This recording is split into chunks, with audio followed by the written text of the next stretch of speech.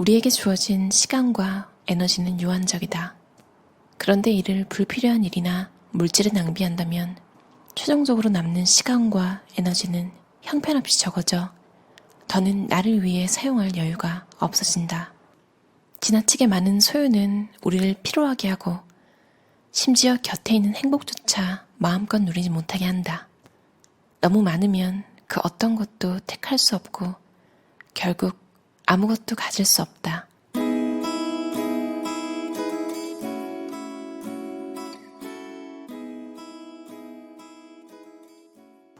물질뿐만 아니라 사회적 교제와 취미까지 최소화하면 삶이 더욱 단순해진다. 이렇게 하면 최종적으로 우리 삶에는 꼭 필요한 핵심만 남게 되니 더 이상 무언가를 선택하는 일에 시간과 에너지를 낭비할 필요가 없다. 비교하고 선택하느라 자신의 원래 의도를 잊을 염려도 없다. 결국 적은 것이 곧 많은 것이다. 우리는 자신이 원하는 것이 무엇인지 누구보다도 분명히 알고 있다. 그리고 에너지를 그것에 한데 모아야 최대의 효과를 발휘할 수 있다. 주의력이 흩어지면 몸과 마음만 피곤해진다. 나와 별 관계가 없고 중요치 않은 일에 에너지를 사용하면 정작 필요한 일에 쏟을 에너지는 바닥난다. 그러니 양보다 질의 승부를 걸자. 많지 않아도 정교하고 섬세한 것이 중요하다. 적게 가지면 집중할 수 있으며 생각이 많아지지 않아 한 가지 일에 정진할 수 있다. 적게 가지면 뭔가를 선택하는데 시간을 낭비하거나 허둥대지 않을 수 있으며 눈앞의 일을 담담하게 직면할 에너지가 충분해진다. 적게 가지면 자신에게 더 많은 시간을 들여 필요한 것을 살필 수 있으며 때때로 스스로를 돌아보면서 잘못을 고칠 수도 있다. 물질을 쥔 손을 조금 느슨하게 하고 정신적 경험이 차지하는 공간을 늘려 원하는 아름다움을 찾자. 내면의 평안함이 찾아올 것이다. 잘못이나 실수를 두려워하지 않고 무언가를 잃을까봐 염려하지 않게 되니 그게 바로 인생에서 최고의 경지가 아닐까? 최소주의는 정리와 수납의 과정에서 정신적 즐거움과 만족을 향유하는 삶을 살아가는 일종의 태도이자 자세다. 가장 단순한 방식을 활용해 자신에게 가장 충실한 삶을 누릴 수 있는 셈이다. 몸과 마음을 소란함과 번잡함으로부터 해방시키고 에너지와 시간, 물질의 낭비를 줄여 가볍고 즐거운 마음으로 인생을 누려보자. 집은 그 사람의 내면 상태를 그대로 보여주는 곳이다. 내면이 안정되고 정연한 사람, 분명한 논리를 가진 사람은 결코 자신의 집을 난장판으로 만들지 않는다. 미니멀 라이프를 추구한다면 집에 잡동사니를 쌓아둘 이유는 없다. 쓸모없는 물건들을 정리하자. 그 대신 푸른 식물이나 멋스러운 조명으로 장식해보자. 소유한 물건이 많아질수록 안정감은 줄어든다는 사실을 기억하자. 나의 눈에 세상 모든 물건이 다 들어오지 않고 필요한 것만 보이기 시작할 때 우리 내면은 더욱 성숙해질 것이다. 타인의 삶에 과도하게 관여하는 것 또한 나에게 아무런 의미가 없으며 도리어 본래 갖고 있던 단순한 즐거움조차 앗아간다. 최소주의 생활은 내면의 본질을 찾아가는 과정을 통해 안정과 평화를 추구하는 자기 수행의 길이다. 최소주의는 수행의 과정이지 고행이 아니다. 또 최소주의는 번잡함을 단순화하여 가장 간단한 방법으로 최대의 행복을 누리는 것이 그 목적이다. 흔히 사용하는 표현 중에 인내심이 바닥났다 라는 말이 있잖아요. 눈에 보이는 물질적인 것들 외에도 눈에 보이지 않는 감정적인 감정노동이라고 또 하잖아요. 서비스업, 다른 산업이나 일반 소비자에게 재화와 서비스를 제공하는 활동이라고 나와 있네요. 서비스업에 종사하시는 분들은 업종별로 요구되는 기술뿐만 아니라 사람을 대하는 기술, 이런 것까지 두루두루 능통해야 하잖아요. 그러다 보니까 이제 스마일 마스크 증후군이라고 불리는 것에 시달리기도 하는데요. 물론 급여 같은 건 다 다르겠지만 그냥 평범하게 해외여행 해보신 분들은 아마 느끼실 거예요. 한국이라는 나라의 기본적인 친절도, 그러니까 뭐 어느 곳에 가도 다 환영받는다는 의미는 아니에요. 근데 고객으로서의 기대치가 이렇게 높은 나라는 제가 봤을 때 일본 정도? 통계나 뭐 이런 건 아니고요. 그냥 제가 느낀 거였어요. 요즘은 좀 인식이 많이 변해서 갑질이라고 하죠. 그런 거 하는 사람은 교양 없다고 여겨지고 어떨 때 보면 다른 고객이 진상 고객을 이렇게 막아주기도 하잖아요. 그럼에도 예전에 모멸감이라는 책을 읽은 적이 있는데 그 책을 봤을 때도 그렇고요. 제가 강유미 씨 채널을 구독하고 있는데 얼마 전에 화장품 ASMR이 올라왔어요. 되게 재밌고 웃긴데 솔직히 경험을 다 빼고 만약에 정말 제3자 입장에서 회사 생활을 안 해보거나 주위에 갑질하는 사람이 한 번도 없었던 사람의 입장으로 보면요. 월급을 받기 위해서 고용된 건 똑같은데 직급이 조금 더 높다는 이유로 아랫사람을 인간같이 대하지 않거든요. 근데 그걸 또 받아들이는 입장에서 그게 그냥 너무 익숙한 거예요. 그걸 너무 잘하고 네네 이런 거 그냥 그거에 다들 같이 웃을 수 있다는 게 재밌으면서도요 되게 슬펐어요. 얼마나 그런 게 만연하면 그냥 이제 당연한 거잖아요. 그냥 그런 게 그 울분과 모멸감과 그런 것들이 사회 저변에 깔려서 엉뚱한 사람들한테 풀게 되는 그리고 또 그게 아주 드물지 않다는 게 좀 슬펐어요. 무슨 일을 하든 즐거울 수 있는 비결은 단 하나. 바로 집중하는 것이다. 외부 세계로부터 간섭받지 않고 내가 원하는 한 곳만 바라보는 것이다. 한 번에 한 가지 일만 한다. 미루지 않는다. 다른 사람들이 원하는 것이라고 해서 나의 위시리스트에 넣을 필요는 없다. 나를 기쁘게 할 수 있는 것이라야 나에게 유익한 것이고 그것이야말로 내게 목표이자 전진하는 힘이 될 수 있다.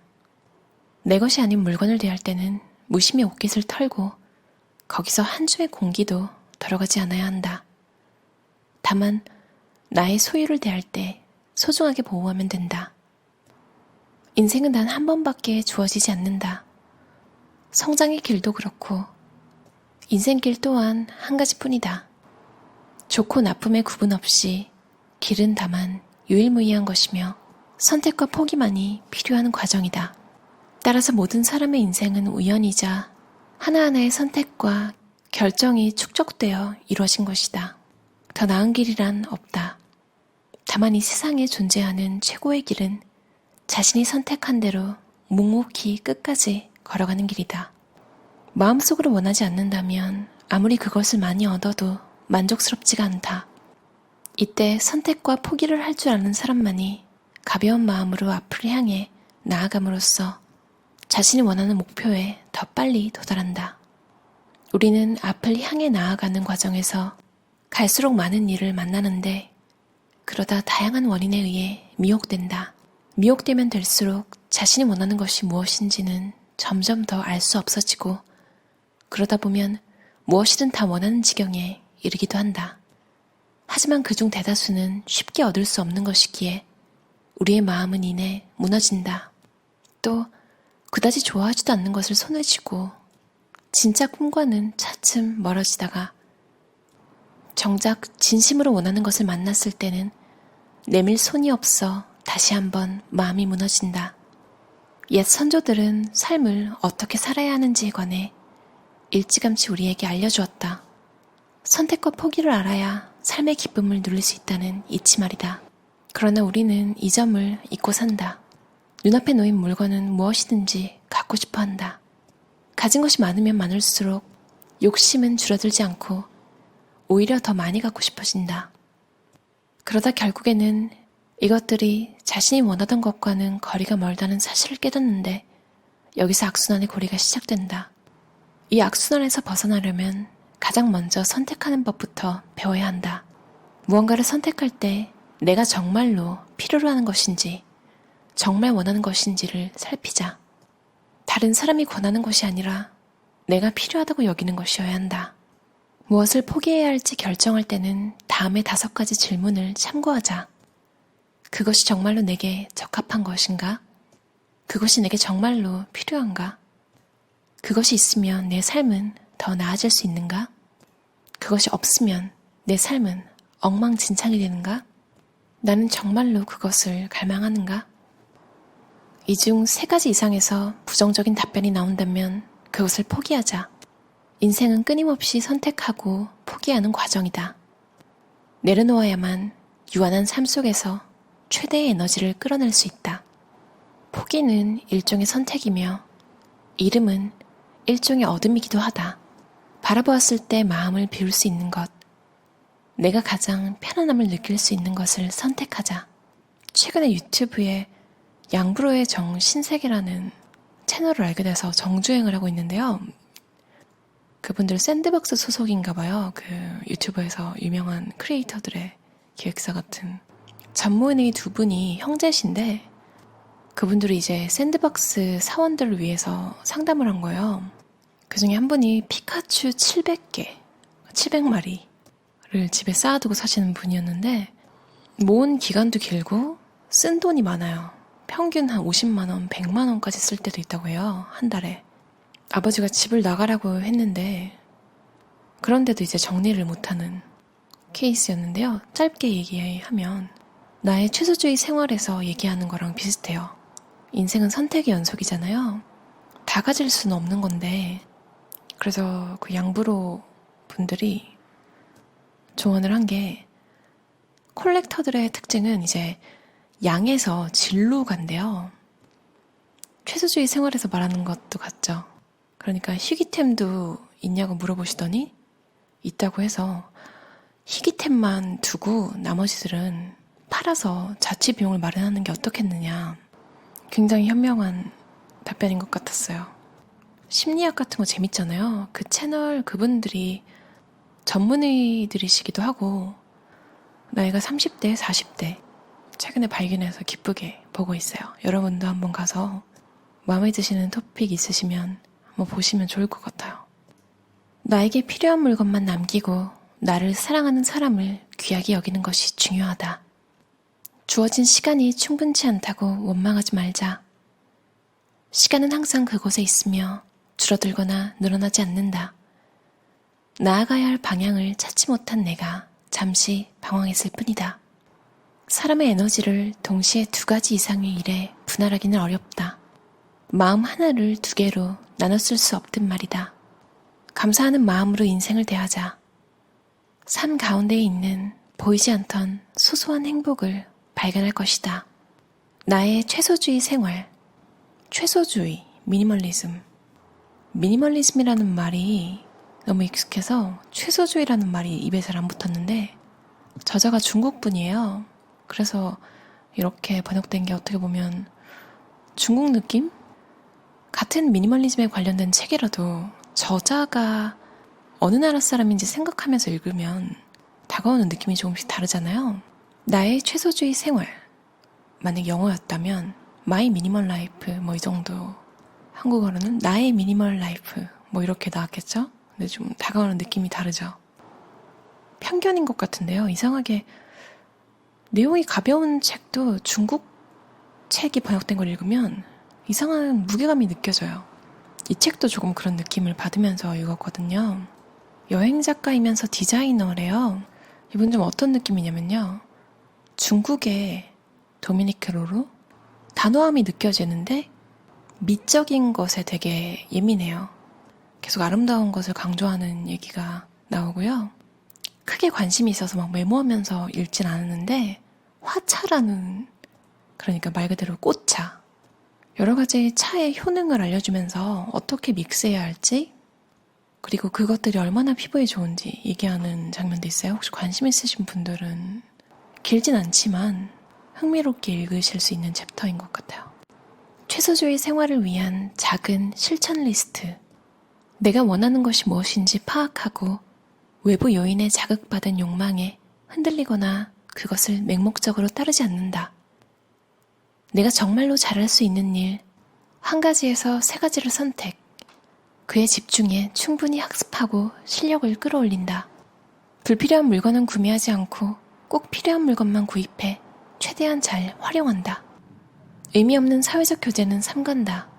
적절한 운동을 즐긴다.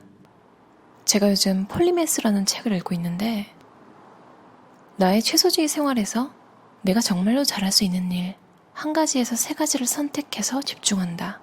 이런 얘기가 나왔잖아요. 폴리메스로 정의할 수 있는 게 세 가지 이상부터, 그러니까 세 가지 이상의 분야의 전문 지식을 가진 사람을 일컫는 말인데요. 세 가지 이상이라는 말이 막 20개도 될 수 있고 그렇잖아요. 관심 분야가 많으신 분이라면 3개까지로 줄여서 일단 집중하고, 작가이자 경영학자였던 피터 드러커처럼 3, 4년마다 주제를 바꾸는 것도 괜찮은 것 같아요. 한 번에 20개를 공부하는 건 시간의 압박도 있고 하나에서 3가지를 집중하는 것보다는 효율이 떨어지잖아요. 3개도 충분히 많은 것 같아요. 3개는 폴리메스에도 속하고 나의 최소주의 생활에서도 권장하는 집중할 일의 개수를 넘지 않아서 좋은 것 같아요. 그럼 여러분 들어주셔서 감사합니다. 편안하고 가벼운 하루 보내세요.